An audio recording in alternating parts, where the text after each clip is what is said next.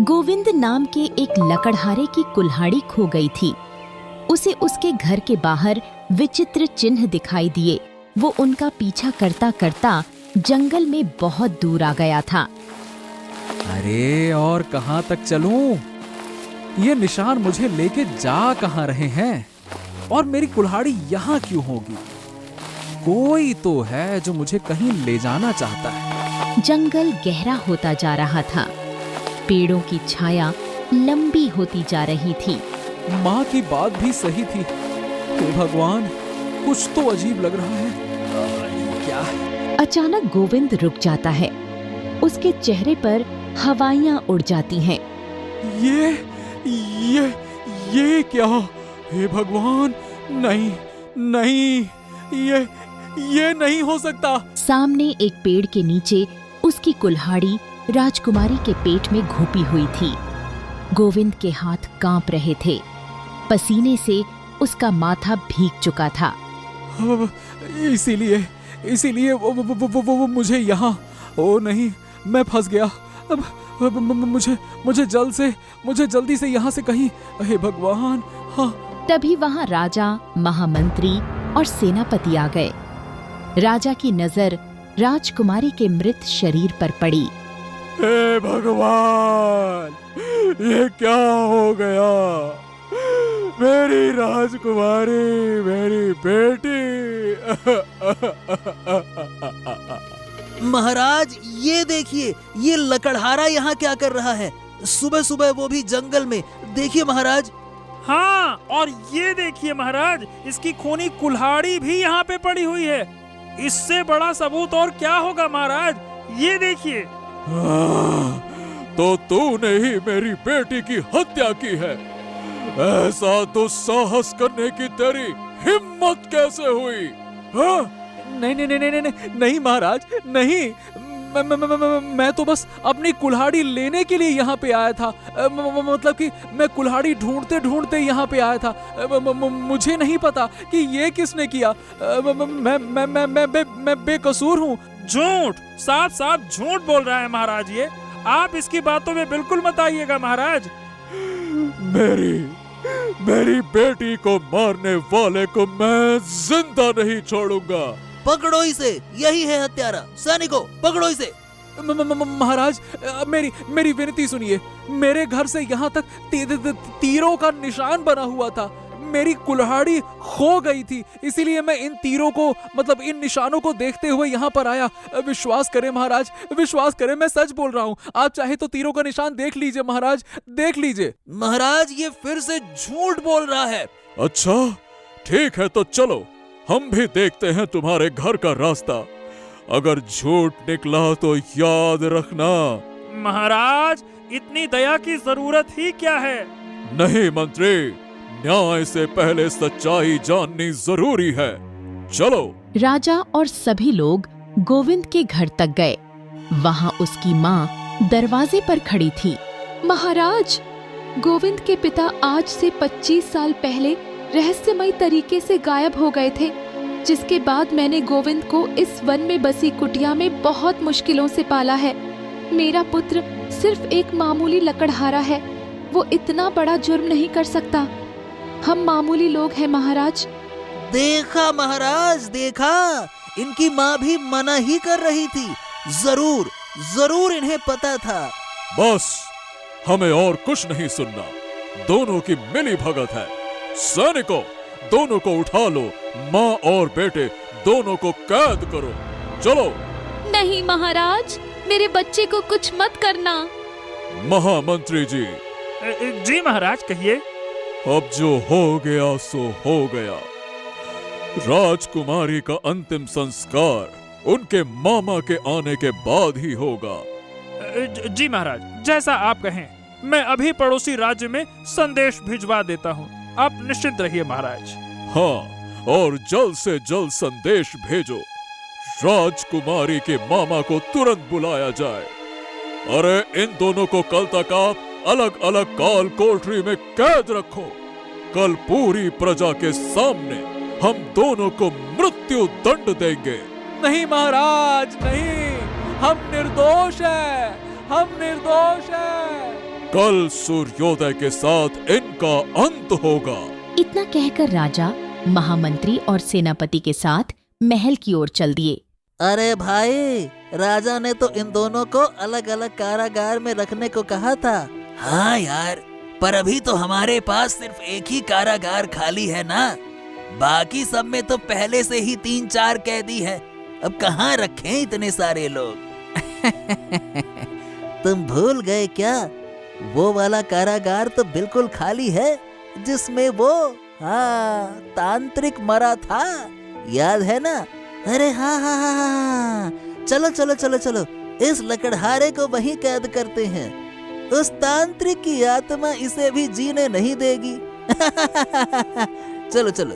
और हाँ, माँ को दूसरे कारागार में डाल देते हैं। क्यों, क्या कहते हो? हाँ, ठीक है, चल, तेरे लिए खास जगह तय की है हमने। सैनिक गोविंद को घसीटते हुए उस भयानक कारागृह की तरफ ले गए, जहाँ कहा जाता था कि एक तांत्रिक की मृत्यु हुई थी।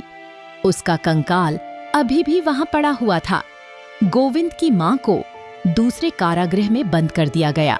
हाँ, अब बता भाई, तुझे कैसी लगती है तांत्रिक की आत्मा? सैनिक गोविंद को कारागृह में बंद करके वहाँ से चले गए। वो अंधेरे कारागृह में अकेला रह गया। गोविंद बड़ा हताश हो गया।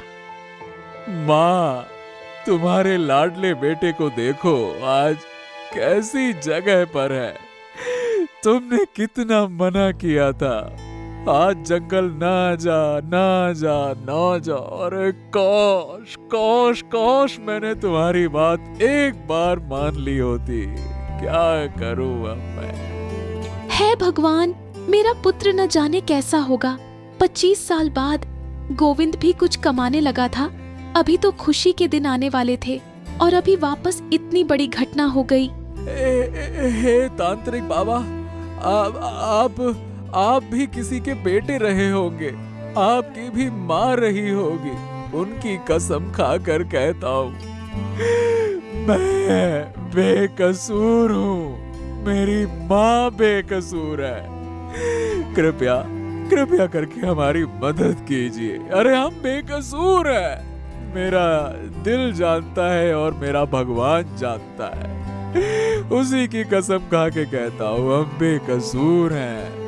अचानक उस कंकाल में से तांत्रिक की आत्मा बाहर आई। अरे बाप रे, ये क्या है? कौन हो तुम?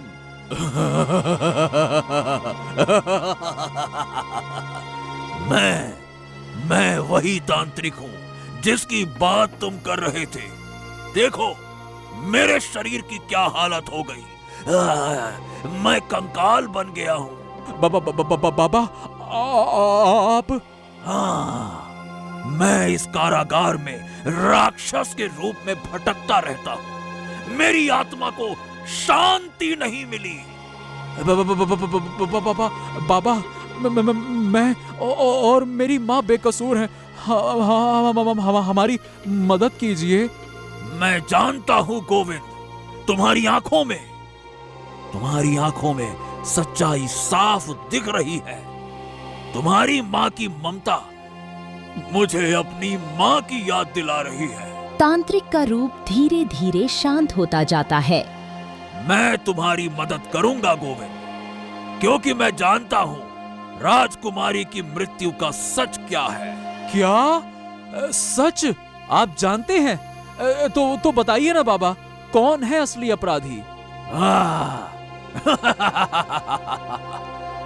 असली अपराधी महामंत्री और सेनापति हैं।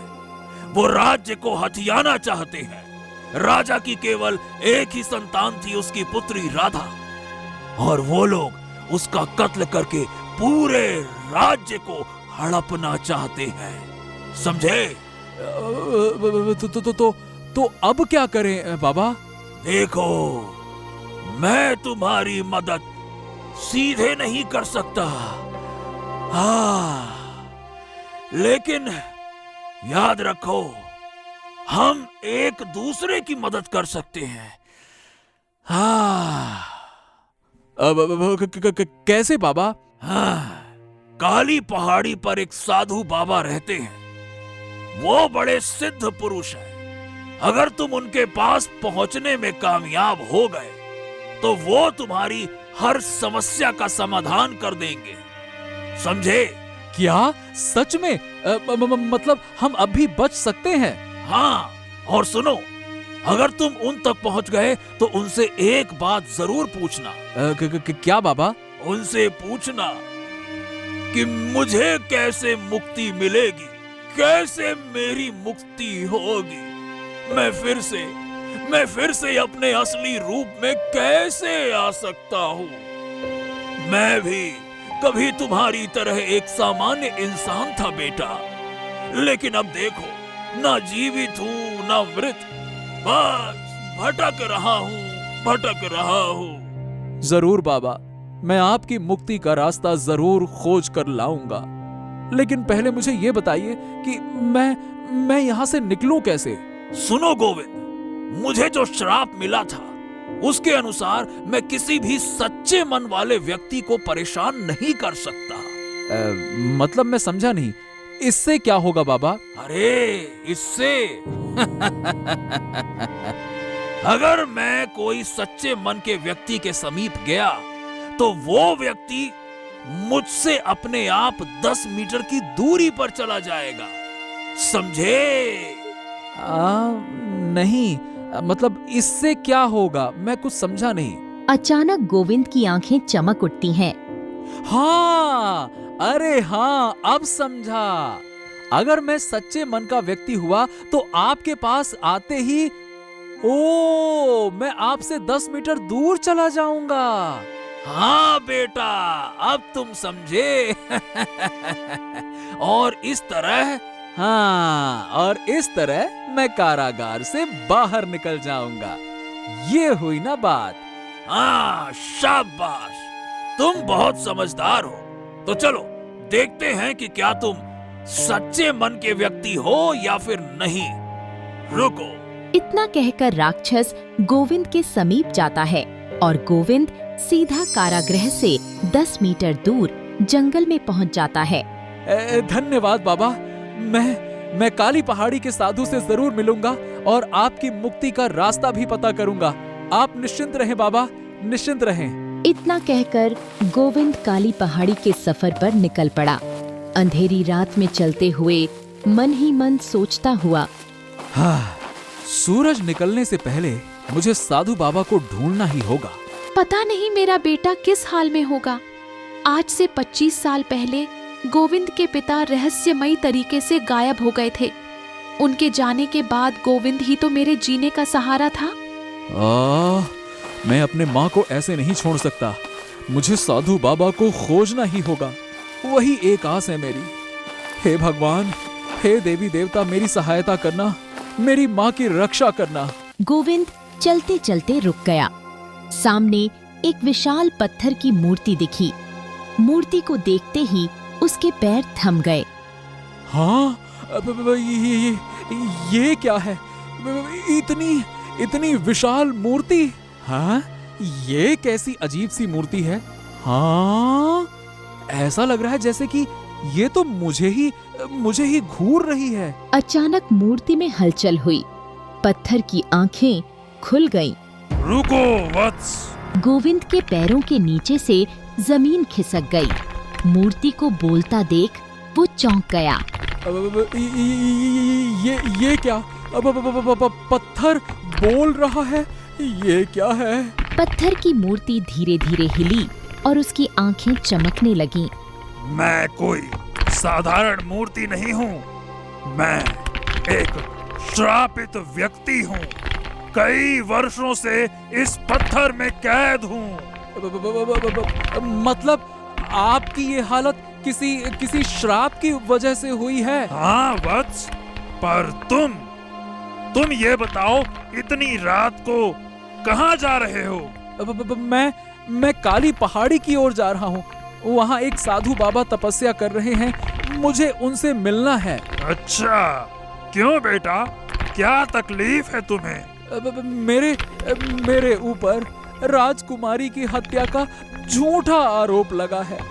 कल तक अगर मैं अपनी बेगुनाही साबित नहीं कर पाया तो मुझे फांसी पर लटका दिया जाएगा। इसीलिए इस समस्या का हल ढूंढने के लिए साधु बाबा के पास जा रहा हूँ। बहुत कठिन परीक्षा है तुम्हारी। मेरी भी एक विनती है तुमसे। कहिए महाराज। 20 वर्षों से मैं इस पत्थर में कैद हूँ। क्या तुम साधु बाबा से पूछोगे मुझे इस श्राप से मुक्ति कब मिलेगी? मैं आपकी पीड़ा समझ सकता हूँ। मैं जरूर साधु बाबा से पूछूंगा इस बारे में। ठीक है, जाओ वत्स जाओ। भगवान तुम्हारी रक्षा करे। उम्मीद है तुम दोनों यानी हमारे और तुम्हारे दोनों के लिए कोई रास्ता निकालोगे। जाओ। गोविंद ने श्रद्धा से मूर्ति को प्रणाम किया और काली पहाड़ी की ओर बढ़ गया। अंधेरी रात में उसके कदम अब पहले से कहीं ज्यादा तेज थे, मानो उसे एक नई ऊर्जा मिल गई हो। बस जल्दी से जल्दी साधु बाबा के पास पहुंचना है। मुझे किसी भी हाल में माँ के प्राण बचाने हैं, नहीं तो वो लोग नहीं नहीं नहीं नहीं नहीं, ऐसा मैं बिल्कुल नहीं होने दूंगा। तभी उसकी नजर एक पेड़ पर पड़ी। एक उल्लू बार बार ऊपर नीचे उड़ रहा था। अरे ये उल्लू ऐसा क्यों कर रहा है? बार बार एक ही पेड़ पर ऊपर से नीचे फिर नीचे से ऊपर। जरूर कुछ तो बात है। गोविंद का मन किया कि आगे बढ़ जाए, पर उल्लू की अजीब हरकतें देख उसके कदम रुक गए। वह वहीं खड़ा उल्लू को गौर से देखने लगा। हाँ, अरे रुको, मेरे बात सुनो। हैं? अरे तुम तो मनुष्य की भाषा में बात कर रहे हो, ये कैसे हो गया? अरे मैं एक श्रापित व्यक्ति हूँ। पिछले 25 वर्षों से इस पेड़ पर ऊपर से नीचे, नीचे से ऊपर उड़ता रह रहा हूँ। बस कृपया मेरी मदद कर दो। पर ये सब हुआ कैसे? एक औरत ने मुझे श्राप दिया है। अब मैं इस चक्र से बाहर नहीं निकल पा रहा। कृपया मुझे इस यातना से मुक्ति दिलाओ। कृपया करके मेरी मदद कीजिए। देखो, मैं काली पहाड़ी वाले साधु बाबा के पास जा रहा हूँ। मैं उनसे आपके बारे में जरूर बात करूंगा। आप निश्चिंत रहो। इस पेड़ पर ऊपर नीचे उड़ते उड़ते मेरी आत्मा थक चुकी है। कृपया करके मुक्ति का कोई मार्ग ढूंढिए मेरे। हाँ ठीक है। आप चिंता मत करो, निश्चिंत रहो। जैसे ही मैं साधु बाबा से मिलूंगा, सबसे पहले आपके बारे में जरूर बात करूंगा। हाँ, कृपया। आप सचमुच में बहुत दयालु हैं। गोविंद एक लंबी सांस लेकर काली पहाड़ी की ओर चल पड़ा। हाँ, तो 2 जीवों को श्राप से मुक्ति दिलानी है और माँ को भी बचाना है। हे भगवान मदद करना। तभी उसकी नजर सामने एक अजीब दृश्य पर पड़ी। वह वहीं रुक गया। हाँ, ये क्या है? ये है क्या? सामने एक विचित्र आकृति थी। एक बहुत छोटा इंसान जिसके पैर मिट्टी में धंसे हुए थे। उसका सिर पत्थर का बना था। हे भगवान, ये कैसा प्राणी है? आदमी भी है और नहीं भी। इतना छोटा कद और पैर धरती में धंसे हुए और सिर पत्थर का। हे भगवान, कहीं ये भी किसी श्राप का शिकार तो नहीं है? हाँ मित्र, मैं भी एक श्राप का शिकार हूँ। मुझे इस हालत में 20 वर्ष बीत गए। न चल सकता हूँ, न हिल सकता हूँ।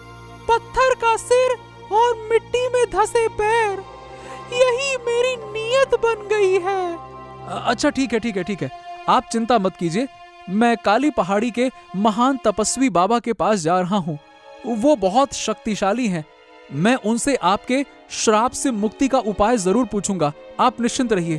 धन्यवाद मित्र, आप बहुत नेक दिल इंसान है, आपकी दया कभी नहीं भूलूंगा। गोविंद ने एक बार फिर उस अजीब प्राणी को देखा। अब उसके कंधों पर 4 श्रापित जीवों की मुक्ति का भार था। वह काली पहाड़ी की ओर आगे बढ़ गया, जहां शायद इन सभी समस्याओं का समाधान छिपा था। काली पहाड़ी की भयावह ऊंचाइयों को पार करते हुए आखिरकार गोविंद अपनी मंजिल तक पहुंच गया। उसके सामने एक विशाल गुफा का मुंह था, जिसमें से रहस्यमयी सी आभा निकल रही थी। हाँ, यही वो पवित्र स्थान होगा जहां महान तपस्वी बाबा का वास है। माँ की जान और श्रापित जीवों की मुक्ति, हाँ, सब इन्हीं की कृपा पर टिकी है। गोविंद उस गुफा में प्रवेश करता है। गुफा में प्रवेश करते ही गोविंद के पैर थम गए। सामने एक अलौकिक दृश्य था। एक तेजस्वी प्रकाश से आवृत जटाधारी बाबा ध्यान में लीन बैठे थे। हे मुनिवर, हे मुनिवर, मैं आपके पास बहुत सी समस्याएं लेकर आया हूँ। कृपया मेरी मदद कीजिए मुनिवर, कृपया मेरी मदद कीजिए। गोविंद की आवाज सुनकर बाबा ने धीरे से अपनी आंखें खोली। उनके चेहरे पर एक रहस्यमयी मुस्कान थी। हाँ बेटा, मैं जानता था कि तुम आओगे। बाबा, मुझे राजकुमारी का हत्यारा मान लिया गया है। मैंने कोई अपराध नहीं किया, फिर भी कल सुबह मुझे और मेरे साथ साथ मेरी माँ को भी बीच चौराहे पर मृत्यु दंड दे दिया जाएगा। मेरा पूरा परिवार ही उजड़ जाएगा महाराज, पूरा परिवार खत्म हो जाएगा। शांत बेटा, शांत। मैं सब कुछ जानता हूँ और ये सब कुछ तुम्हारे परिवार को पूरा करने के लिए हो रहा है। बाबा के इस जवाब ने गोविंद को और भी हैरान कर दिया। उसकी समझ में नहीं आ रहा था कि उसके परिवार को बर्बाद करने से उसका परिवार कैसे पूरा होगा।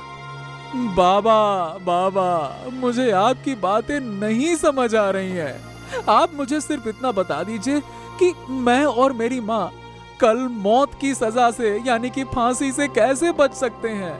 और वो जो तांत्रिक कंकाल बना हुआ है, और वो पत्थर की मूर्ति वाला आदमी, और वो बोलने वाला उल्लू, और वो मिट्टी में धंसा हुआ भयानक आदमी जिसका सर पत्थर का है, इन सब को कैसा श्राप लगा हुआ है? इन्हें भी कैसे मुक्ति मिलेगी? बताइए बाबा, बताइए। मुझे इन सब की मुक्ति का मार्ग पता है बेटा, सब पता है मुझे। बाबा ने बारी बारी से सभी प्राणियों की मुक्ति का मार्ग बताया। गोविंद ध्यान से सुनता रहा। उसके चेहरे पर एक अजीब सी चमक आ गई थी, जैसे उसे कोई रास्ता मिल गया हो। हाँ, ठीक है बाबा, आपका बहुत बहुत धन्यवाद। अब मैं चलता हूँ। आपने मुझे बचा लिया बाबा, आपने मुझे बचा लिया। बहुत बहुत धन्यवाद, बहुत बहुत धन्यवाद। गोविंद ने बाबा को प्रणाम किया और गुफा से बाहर निकल गया। गोविंद अपने वादे के अनुसार सबसे पहले उस उल्लू के पास गया। वो अभी भी उस पेड़ के ऊपर नीचे उड़ रहा था। गोविंद, तुम सच में आ गए। मुझे पक्का यकीन था कि तुम एक दिन जरूर आओगे।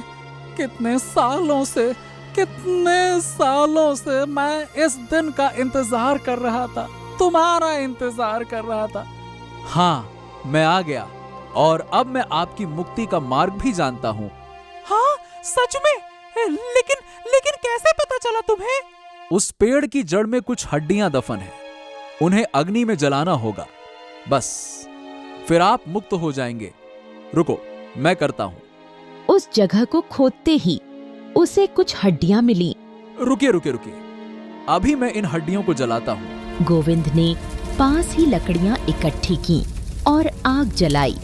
जैसे ही उसने हड्डियां आग में डाली, एक अजीब सी रोशनी फैली। उल्लू की आकृति एक इंसान में बदल गई। अचानक वहां एक आदमी खड़ा था, बिल्कुल गोविंद जैसा दिखने वाला। उसका चेहरा, कद काठी, सब कुछ गोविंद की तरह था, जैसे उसका गोविंद से कोई नाता हो। बेटा, तुमने मुझे श्राप से मुक्ति दिला दी। तुम्हारा बहुत बहुत धन्यवाद। अरे नहीं, इसमें धन्यवाद की कोई बात नहीं है। चलिए, अब हमें और 2 लोगों को श्राप से मुक्ति दिलानी है। आइए मेरे साथ। गोविंद और वह आदमी उस जगह पर पहुँचे जहाँ वो विचित्र मानव आधा जमीन में धंसा हुआ था। भाई, तुम लौट आए। मुझे पक्का यकीन था कि तुम जरूर आओगे। हाँ, साधु बाबा ने मुझे बताया। देखिए, इस जंगल में प्रवेश करने से पहले मुझे एक विचित्र पत्थर का विशाल मानव दिखा। आप दोनों को श्राप से मुक्ति दिलाने का एक ही उपाय है। गोविंद ने विचित्र मानव को अपनी पीठ पर लाद लिया। फिर वे आगे बढ़ चले। चलते चलते वे उस विशाल पत्थर की मूर्ति के पास पहुंच गए। अरे, तुम वापस आ गए। अपने साथ ये किसे लेकर आए हो? मैं आप दोनों की मुक्ति का उपाय लेकर आया हूँ। इतना कहकर गोविंद ने अचानक विचित्र मानव को पत्थर की मूर्ति की तरफ फेंक दिया। जैसे ही दोनों टकराए तो पत्थर की मूर्ति और विचित्र मानव की जगह 2 सामान्य मनुष्य खड़े थे। उनके चेहरे पर मुक्ति की खुशी साफ झलक रही थी। हाँ, चलिए, अब समय कम है। सवेरा होने से पहले हमें इस जगह से वो घड़ा निकालना होगा। कुछ देर खोदने के बाद एक पुराना घड़ा दिखाई दिया। चलो जल्दी करें, हमें राजधानी पहुंचना है। चलो। हाँ, ये घड़ा बहुत महत्वपूर्ण है। चलो। चारों लोग तेज कदमों से राज्य की ओर बढ़ चले। राज्य में मातम छाया हुआ था। राजकुमारी के अंतिम संस्कार की तैयारियां चल रही थीं। एक तरफ गोविंद की माँ को पेड़ से बांधा गया था। तेरा बेटा भगोड़ा निकला। अरे, वो तो भाग गया, लेकिन तुझे मैं नहीं छोड़ूंगा। पहले मेरे सैनिक तुझे डंडे मार मार कर तेरे प्राण निकालेंगे।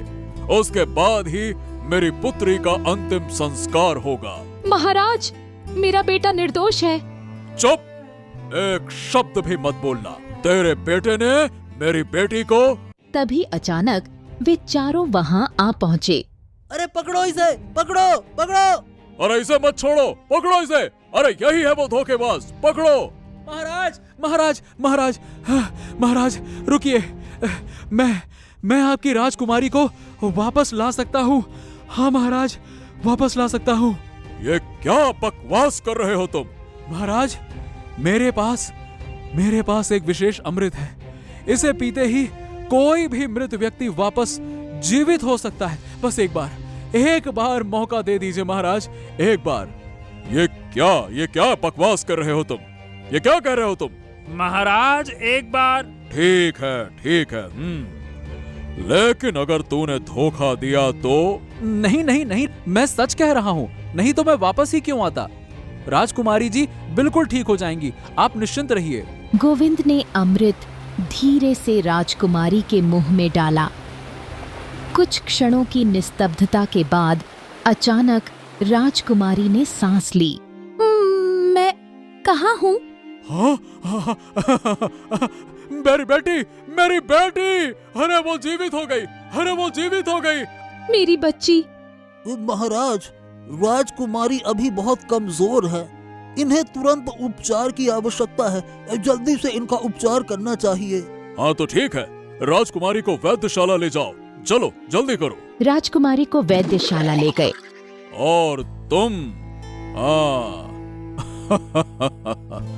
तुमने मेरी बेटी की जान बचा ली। मैं तुम्हारी माँ को मुक्त करता हूँ। तभी महामंत्री और सेनापति एक दूसरे को देखकर घबरा गए। महामंत्री जी, सब योजना चौपट हो रही है। अरे, कहीं राजा को सच्चाई का पता न लग जाए। तभी महामंत्री की नजर गोविंद के साथ आए 2 व्यक्तियों पर पड़ी। उनके चेहरे पर हैरानी के भाव आ गए। महाराज, देखिए तो इन लोगों को। ये गोविंद किन लोगों को साथ में ले आया है? अरे, ये तो। हाँ, बिल्कुल सही महाराज। ये आपके पूर्व मंत्री यानी कि महामंत्री और सेनापति हैं, जिन्होंने आपको धोखा देकर राज्य की गद्दी हथियाने की कोशिश की थी। महाराज, हो सकता है कि ये सब इसका षड्यंत्र हो, आपकी गद्दी हथियाने का। शायद राजकुमारी कुछ समय के लिए जीवित हो ताकि आपका ये दिल जीत सके और फिर दिल जीतने के बाद आपकी गद्दी हथिया ले। हाँ। क्या? एक और षड्यंत्र? महाराज महाराज महाराज, आप मेरी बात सुनिए। तनिक एक पल के लिए मेरी बात तो सुनिए आप। सैनिकों, इन सभी को अभी के अभी मृत्यु दंड दे दो। बस महाराज बस, अब आपको हमारी बात भी सुननी होगी। मैं भले ही अतीत की बातें ना जानूं, पर एक सच्चाई जानता हूं। आपके ये जो दो आपके कान भर रहे हैं ना, इन महामंत्री और सेनापति ने ही राजकुमारी की हत्या की है। तेरी इतनी हिम्मत मुझसे ऐसे बात करने की? हाँ महाराज, देखिए कैसी बातें कर रहा है आपसे। ओ गोविंद, बनाओ और कहानियां बनाओ। अरे ये बताओ भाई, तुम्हारे पास प्रमाण क्या है कि हमने राजकुमारी की हत्या की है? बोलो। अरे कहानी बनाने वाले तो कुछ भी कहानी बना लें। सबूत क्या है भाई, सबूत? हाँ बिल्कुल सही महाराज, ये लड़का बस कल्पनाएं कर रहा है, कुछ भी प्रमाण नहीं है इसके पास। तभी गोविंद का तीसरा साथी आगे आया। महाराज, प्रमाण तो मैं अभी दे सकता हूँ। मेरे पास एक विशेष गोला है जिससे मैं किसी का भी भविष्य दिखा सकता हूँ। आप बस आदेश करिए। हाँ ठीक है, दिखाओ। तभी तीसरे साथी के गोले से एक रोशनी निकली और अतीत दिखने लगा। हाँ, राजकुमारी को खत्म करना होगा, तभी ये राज्य अपना होगा सेनापति। हाँ सही कह रहे हो, तभी ये राज्य हमारा होगा। गोले से अतीत दिखाने की विद्या तो गोविंद के पिता के पास थी। ये झूठ है महाराज। ये वाकई में झूठ है महाराज। तभी रंग बिरंगी किरणों के साथ साधु बाबा प्रकट हुए। राजगुरु आप? हाँ राजन, गोविंद सत्य कह रहा है। इन दोनों ने राजकुमारी की हत्या की थी और अब ये दोनों इसकी जान लेना चाहते हैं। नहीं, ये बात सच नहीं है, बिल्कुल नहीं। नहीं, ऐसा कुछ भी नहीं है। तभी राजकुमारी वहां लौट आई। पिताजी, गोविंद सच कह रहा है। महामंत्री और सेनापति ने मिलकर मेरी हत्या करी थी और वो इल्जाम गोविंद पर ढालना चाहते थे। तो तुम दोनों ने मेरी बेटी की हत्या की। सैनिकों, इन दोनों को कारागार में ले जाओ, डाल दो, ले जाओ। सैनिक दोनों को पकड़कर ले जाते हैं और गोविंद की माँ को भी आजाद कर देते हैं। तीसरे आदमी को देखकर गोविंद की माँ भावुक हो जाती है। ये तो। हाँ सुमित्रा, मैं हूँ। मैं तुम्हारा रमेश। इतने वर्षों बाद कहाँ थे आप? हाँ पापा, बेटा, मैं तुम्हारा पिता हूँ। हाँ गोविंद, ये तुम्हारी कहानी है। वर्षों पहले तुम्हारे पिता एक महान जादूगर थे। वो किसी का भी अतीत देख सकते थे, लेकिन समय के साथ उनमें लालच बढ़ता गया। एक दिन एक माँ अपने बीमार बच्चे को लेकर तुम्हारे पिता के पास आई। बाबूजी, मेरे बेटे को सांप ने काट लिया है, बचा लीजिए इसे। अरे किस सांप ने काटा है, ये जानना बहुत जरूरी है। इलाज के लिए मुझे इसका अतीत देखना होगा। हाँ बाबूजी, आप बता दीजिए। गोविंद के पिता की आंखों में लालच की चमक आ जाती है। इसके लिए एक स्वर्ण मुद्रा लगेगी। बाबूजी, मैं एक गरीब विधवा हूँ, मेरे पास इतने पैसे नहीं हैं। मेरा बच्चा, कृपया बचा लीजिए उसे। गोविंद के पिता का चेहरा और कठोर हो जाता है। बिना स्वर्ण मुद्रा के तो मैं कुछ भी नहीं बता सकता। बताओ, कहाँ है स्वर्ण मुद्रा? लाओ, मैं अभी सब कुछ बताता हूँ। बाबूजी, दया कीजिए, मेरा इकलौता बेटा है। नहीं, बिल्कुल नहीं। उस औरत का बच्चा उसकी गोद में ही दम तोड़ देता है। उस दिन लालच ने एक मासूम की जान ले ली। बच्चे की माँ क्रोध से भर उठती है। हे भगवान, तेरा लालच इतना बढ़ गया। एक माँ का यही श्राप है कि तू अपने परिवार से दूर हो जाए। उसी समय एक तेज प्रकाश फैलता है और गोविंद के पिता वहां से गायब हो जाते हैं। उस समय गोविंद की माँ मायके गई हुई थी। जब मैं मायके से लौटी तो तुम मुझे कहीं नहीं मिले। मैंने बहुत ढूंढा तुम्हें, हर जगह, पर तुम कहीं नहीं मिले। उस मां के श्राप से तुम्हारे पिता एक उल्लू बन गए और वहीं कैद हो गए, जहां उस मां ने अपने बच्चे को दफनाया था। अब समझे? ओ, तो इसीलिए जब मैंने उन हड्डियों को जलाया तो पिताजी मुक्त हो गए। अच्छा। लालच का अंत और प्रायश्चित का नया सवेरा। नहीं नहीं नहीं साधु बाबा, लालच का अंत अभी भी नहीं हुआ है। ये दोनों मेरे पूर्व महामंत्री और सेनापति हैं, जो रहस्यमय तरीके से गायब हो गए थे। ये मेरे मुख्य सलाहकार तांत्रिक के साथ मिले हुए थे। अरे ये राजगद्दी हड़पना चाहते थे। महाराज, किसी भी व्यक्ति का दंड उतना ही होना चाहिए जितना उसका अपराध हो। यह सच है कि कारावास में कैद तांत्रिक के साथ मिलकर इन लोगों ने आपकी राजगद्दी हड़पने का प्रयास किया, परंतु इनके मन में प्रजा कल्याण की भावना थी। ये प्रजा को और समृद्ध देखना चाहते थे।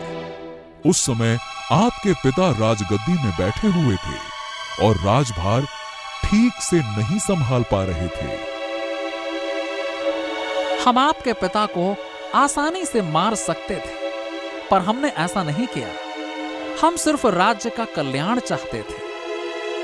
और इनके पापों की सजा इनको मिल चुकी है राजन। तांत्रिक 20 वर्षों से कारागृह में एक कंकाल में कैद है, एक राक्षस के रूप में कैद था। जब मैंने तांत्रिक को श्राप दिया था, तब महामंत्री और सेनापति फरार हो गए थे। कुछ समय बाद उन्हें पता चला कि मैं जिस जगह तपस्या कर रहा हूं, वहां भूमि के नीचे अमृत गाड़ रखा है। तो वो अपने तांत्रिक मित्र को आजाद करना चाहते थे उस अमृत के सहारे। उन्होंने मुझसे कहा कि ये अमृत हमें दे दो। मैंने भी कह दिया कि मैं यहां से नहीं उठने वाला। तब सेनापति ने मेरे ऊपर पत्थर चला दिया। क्रोधवश मैंने सेनापति को एक विचित्र मानव में बदल दिया, जिसका सर पत्थर का हो और वो आधा जमीन में धंसा हुआ था। और महामंत्री को मैंने एक विशाल पत्थर की मूर्ति में बदल दिया और उसे वहीं स्थापित कर दिया जहां अमृत था। अच्छा, इसीलिए जब मैंने वो विचित्र मानव में बदले सेनापति पत्थर बन गए, महामंत्री के ऊपर फेंका, तो दोनों ही श्राप मुक्त हो गए। ओहो हो। ठीक है, अब जो हो गया सो हो गया। चलिए हम तांत्रिक को भी आजाद करते हैं। सभी तांत्रिक के पास पहुँचे। अमृत बरसते ही तांत्रिक वापस ठीक हो गए। वाह वाह पुत्र वाह, तुम्हारे इस कार्य ने हम सबको मुक्त कर दिया। बहुत अच्छे, शाबाश। तो ये सब कुछ एक दूसरे से जुड़ा हुआ था। कभी कभी श्राप भी वरदान बन जाता है। इन सब ने अपनी गलतियों का प्रायश्चित कर लिया है। ऐसा ही हो महाराज, ऐसा ही हो। मेरी पुत्री की जान तो सिर्फ गोविंद के चलते बची है। मैं चाहता हूं कि मेरी पुत्री का विवाह गोविंद से हो। ये सुनकर राजकुमारी शर्मा जाती है। और विवाह के पश्चात गोविंद इस राज्य के नए महाराजा होंगे। मैं प्रजा की सेवा और राज्य के कल्याण के लिए हमेशा तत्पर रहूंगा। दोस्तों, एक शॉकिंग बात बतानी है। हमारे चैनल के व्यूअर्स में से सिर्फ 7% लोग ही सब्सक्राइब्ड हैं। सोचिए, हर 100 व्यूअर्स में से सिर्फ 7 व्यूअर्स ने ही सब्सक्राइब किया है। अगर आपको हमारी वीडियोस पसंद आई तो प्लीज हमारे चैनल को सब्सक्राइब कर दीजिए। आपका एक क्लिक, एक सब्सक्राइब हमारी क्रिएटिविटी को नई उड़ान देगा।